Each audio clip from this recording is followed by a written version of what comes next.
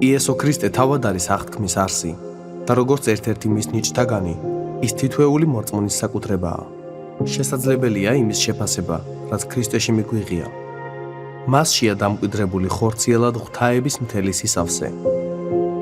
ჩაუკვირდით სიტყვა ღმერთს და მის უსასრულობას. ხოლო შემდეგ იფიქრეთ სრულქმნილ კაცსა და მთელ მის მშვენიერებაზე.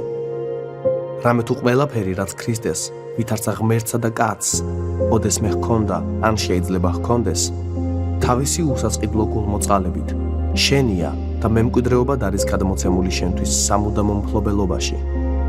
ჩვენი კურთხეული იესო, რომელიც არის ღმერთი, გახლავთ ყოვლის მცოდნე, ყველგან მყოფი, ყოვლის შემძლე. აქვს მას ძალა. ეს ძალა შენიცაა, რათა დაგეხმაროს და განგამტკიცოს.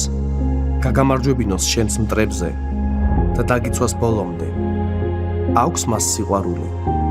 ჭეშმარიტად, მის გულში არსებული სიყვარულის ყოველი წვეთი შენია. შეგიძლია ჩაიძირო მისი სიყვარულის უზარმაზარ ოკეანეში და თქვა მის შესახებ, ის ჩემია. აქვს მას სამართლიანობა.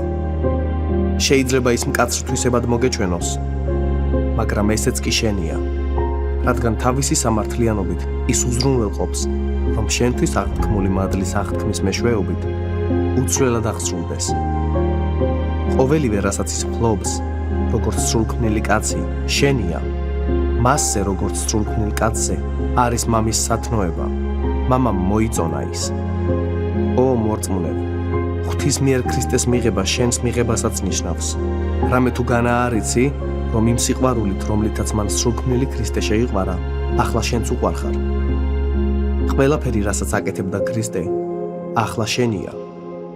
სრულყოფილი სიმართლე, რომელიც ქრისტემ მოიპოვა თავისი უმციკლო ცხოვრებით, რჯულის შესრულებითა და განდიდებით, შენია და შენ შეგერაცხება.